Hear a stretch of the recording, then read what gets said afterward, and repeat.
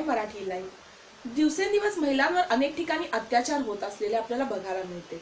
यासाठी आम्ही माय मराठीच्या माध्यमातून अनेक महिलांशी बातचीत केली व प्रशासनाकडून त्यांची काय अपेक्षा आहे, तसेच होणाऱ्या अत्याचारांविरुद्ध महिलांनी काय पाऊल उचलले पाहिजे याची माहिती जाणून घेतली। पाहूया। नमस्कार, मी शुभांगी किशोर थोरात। माझं कोल्हापूरमध्ये शुभांगी सिल्क साडी आणि बुटीक नावाचं माझं स्वतःचं बुटीक आहे।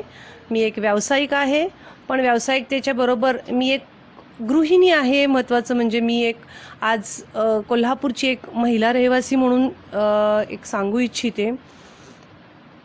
ज्या काही घटना महिलांच्या संदर्भात घडतात, मग त्या कोपर्डी असू देत, हाथरस असू दे, अदरवाईज निर्भया असू देत, कुठलीही घटना ही जी घडती आहे ही संपूर्ण त्याच्याशी म्हणजे कोल्हापूर असू दे, अगर ते दिल्ली असू दे किंवा इतर कुठलंही ठिकाण असू दे, जर का आपण त्याच्याकडे बघायला गेलो तर ह्या घटना घडताना प्रत्येक वेळेला जात धर्म हा विषय न घेता ती एक महिला आहे ह्याचा विचार प्रथम व्हायला हवा।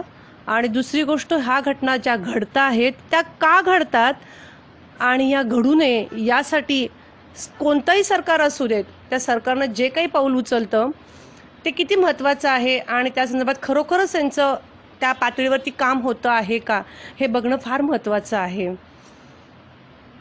महिला जेव्हा एकटी असते, एकतर तिचा पिछा करून किंवा ती एकटी बघून तिच्यावरती अशा घटना घडत असतात। मला तर असं वाटतंय की प्रत्येक महिलेनं सक्षम व्हायला हवं। हे फक्त बोलण्यातच छान वाटतं किंवा बोलण्यातच ते चांगलं दिसत असतं, पण प्रत्यक्षात ती खरंच त्या पद्धतीने पाऊल उचलते का असं खूप कमी दिसतं आहे। तिला सेल्फ डिफेन्ससाठी खरंच काहीतरी ट्रेनिंग घेतलंच गेलं पाहिजे असं मला प्रामुख्याने वाटतं आहे। कारण काय आहे की जेव्हा अशा घटना घडताना जे काही समोरून येणारं जे काही पुढची व्यक्ती आहे ते एकटी आहे, 4-5 जण आहेत की कसं आहे, हे घटना घडताना कधीच तिला माहिती पडत नसतं हे घटना घडल्यावर, किंवा कुणीतरी कुणाचं तरी कुणी सांगून ऐकल्यावर आपण बघत असतो। पण मला असं वाटतं की तिने सेल्फ डिफेन्स व्हायला हवं। स्वतःचं रक्षण करण्यासाठी ज्या ज्या गोष्टी करता येतील त्या करायला हव्यात। महत्त्वाचं म्हणजे एकटी ठीक आहे, महिला आहे, सगळ्या गोष्टी मान्य आहे, तिला नोकरीसाठी बाहेर पडावं लागतं, कुठल्या कामधंद्यासाठी बाहेर पडावं लागतं, पण म्हणून तिने बाहेर पडताना सुद्धा स्वतःची काळजी घेण्याइतपत सगळ्या गोष्टीची पूर्तता करूनच बाहेर पडायला हवं। आणि महत्त्वाचं म्हणजे थोडंसं रात्री बाहेर पडणं टाळायला पाहिजे। जिथं कुठं अशा एकटी जायचा वेळ येते त्यावेळेला थोडासा परिस्थितीची जी काही जाणीव आहे ती माहिती करून तिने बाहेर पडायला हवं। आणि प्रशासनाला किंवा सरकारला मी हेच सांगू इच्छिते की ज्या काही घटना घडतात त्या घटनेची कोर्टात केस दाखल होते, पण वर्षोनवर्ष त्याला न्याय मिळत नाही आहे। तर यामध्ये आता जी न्यायव्यवस्था आहे ती थोडीशी न्यायव्यवस्था बदलायला हवी। या घटनेचा लवकरात लवकर पाठपुरावा करून त्याच्यावरती लवकर ॲक्शन घेऊन त्या आरोपींना किंवा त्या जो कोणी असं म्हणजे जो कोणी हा घाणेरडं कृत्य करतो त्या नराधमाला त्वरित शिक्षा व्हायला हवी। नमस्कार, मी ॲडव्होकेट कल्याणी माणगावे। मी कोल्हापूर जिल्हा व सत्र न्यायालयात वकिली करते। आपल्या भारतात जवळजवळ प्रत्येक मिनिटाला एका महिलेवर अत्याचार होतोय आणि हे अत्याचार थांबण्याचं प्रमाण हे कमी होत नाहीये, कारण की केसेस हे रिपोर्ट होत नाहीये। आणि जोपर्यंत मुली त्यांच्यावर होणाऱ्या लैंगिक अत्याचाराबद्दल बोलणार नाहीत तोपर्यंत हे प्रमाण कमी देखील होणार नाही आणि लोकांमध्ये जनजागृती होणं फार याच्यामध्ये महत्त्वाचं आहे।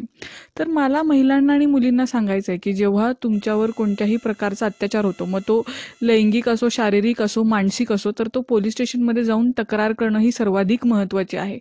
तर वेगवेगळी कलमं IPC मध्ये आहे, त्याच्यामध्ये 354 असेल जे विनयभंगाचं कलम आहे, 354D असेल जे की स्टॉकिंग आम्ही म्हणतो, 354K असेल जे वॉयरिझमची कलमं आम्ही म्हणतो। तर त्याच्यामध्ये तुम्ही जाऊन पोलीस स्टेशनमध्ये तक्रार नोंद करणं हे फार महत्त्वाचं आहे। अगदी जर तुम्हाला तुमच्या मोबाईलवर कोणीतरी तुम्हाला जर त्या व्यक्तीशी बोलायचं नसेल आणि एखादा व्यक्ती मुद्दाम तुमच्याशी संपर्क साधत असेल, तुमचा पाठलाग करत असेल, तरी देखील तुम्ही जाऊन स्टॉकिंगच्या कलमांतर्गत गुन्हा नोंद करू शकता. वॉयरिझमचा भाग असेल की एखादी प्रायव्हेट ॲक्टिव्हिटी जर एखादी महिला करत असेल आणि तिला अपेक्षित असेल की ते करताना तिला कुणीही बघू नये, आणि एखादा व्यक्ती जर व्हिडिओ शूटिंग करत असेल किंवा इतर काही तिला बघत असेल लपून, तर त्या संदर्भातही महिला जाऊन FIR करू शकते. आणि जरी पोलिसांनी FIR दाखल करण्यास नकार दिला तर ती महिला थेट सुपरिटेंडंट ऑफ पोलीस अधीक्षकांच्या ऑफिसला जाऊन लेखी तक्रार देऊ शकते की माझी अशी अशी तक्रार आहे आणि त्याची FIR नोंद करून घ्यावी. तर ती FIR आपल्या पोलीस स्टेशनमध्ये नोंद केली जाते. रेपचं जेव्हा आपण म्हणतो तर रेपमध्ये सर्वात महत्त्वाची गोष्ट असते की रेप झाल्या त्या मुलीचं मेडिकल एक्झामिनेशन करणं महत्त्वाचं आहे. रेप झाल्यावर अनेकदा गुन्हेगार दोषी निर्दोष सुटतात. त्याचं कारण हे की मेडिकल एक्झामिनेशन हे त्यांचं 24 तासात होत नाही. जर 24 तासात मेडिकल एक्झामिनेशन झालं नाही तर रेप झालेल्याचा पुरावा हा नष्ट होतो, कारण की ते नैसर्गिक असतं, आपलं शरीर तसं बनलेलं असतं. त्यामुळं महिलांनी जाणं आणि तक्रार दाखल करणं हे महत्त्वाचं आहे. आपल्या SP ऑफिसला महिला दक्षता समिती आहे. अगदी जर लग्न झालेल्या महिला असतील, त्यांचे काही घरगुती कौटुंबिक हिंसाचाराचे मुद्दे असतील तर त्यांनी तिथे महिला दक्षताकडे समितीकडे जाऊन तिथे तक्रार नोंद करू शकतात. तिथं ते सगळ्या प्रकारच्या केसेस त्या महिला दक्षता समिती बघते. अशा प्रकारे महिलांनी कुठेही स्वतःचा आवाज न दाबता त्यांच्यावर होत असलेल्या अत्याचाराबद्दल आवाज उठवला पाहिजे आणि बोललं गेलं पाहिजे. धन्यवाद. नमस्कार, माझं नाव तेजस्विनी महाडिक, मी स्पोर्ट्स टीचर आहे. सध्या महिलांवर होणाऱ्या अत्याचाराची भीषण वास्तविकता आपल्या समोर येत आहे. देश, आपला समाज महिलांसाठी सुरक्षित आहे का? आणि याचं उत्तर जर नकारात येत असेल तर त्याला जबाबदार सरकारी यंत्रणा नव्हे तर समाजाची रचना, समाजाची गुरसटलेली मानसिकता जबाबदार आहे असे म्हटले तर वावगे ठरू नये. गेल्या अनेक वर्षांपासून महिलांवर होणाऱ्या शारीरिक, मानसिक अत्याचारांची संख्या वाढत चाललेली आहे. सामाजिक संस्थांनी दिलेली आकडेवारी जी आहे ती प्रत्यक्षरित्या नोंद झालेल्या घटनांची संख्या आहे, तर अप्रत्यक्षरित्या नोंद न झालेल्या आणि अंधारात राहिलेल्या घटनांची संख्या तर दुपटीने आहे.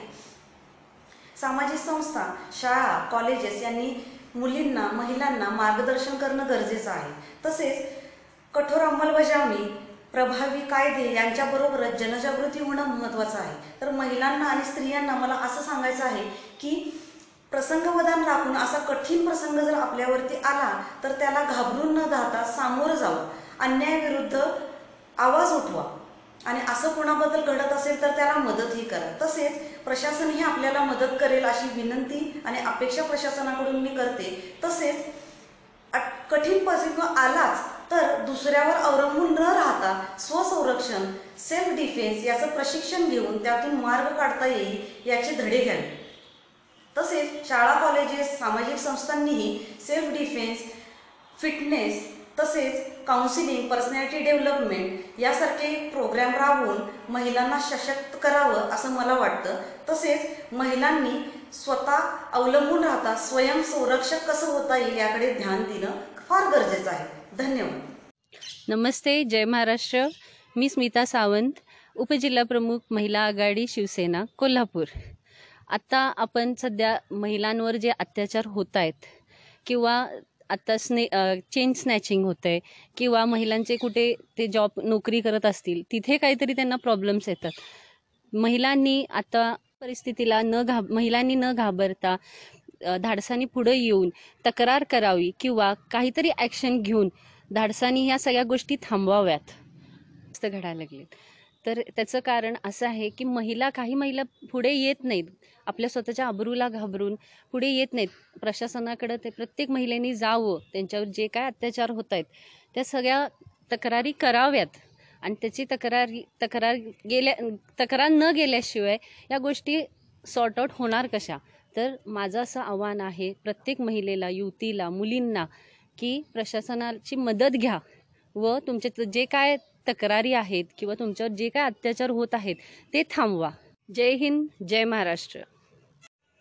नमस्कार, मी नेहा, मी कॉलेज स्टुडंट आहे. मला महिलांवर होणाऱ्या अत्याचाराबद्दल बोलायचं आहे. जेव्हा मुली कॉलेजला जात असतात त्यावेळेस मुले ठिकठिकाणी ग्रुप करून उभे असतात, तेव्हा मुली पुढे गेल्यानंतर पाठून कमेंट करणे हे अतिशय मोठ्या प्रमाणात भारतामध्ये चाललेलं आहे. त्यामुळं मला असं म्हणायचं आहे की ते थांबवलं पाहिजे आणि ज्या वेळेस मुलं काहीतरी बोलतात त्यावेळेस मुलींनी खंबीरपणे उभे राहून त्यांना त्याच ठिकाणी उत्तर देणे खूप गरजेचे आहे.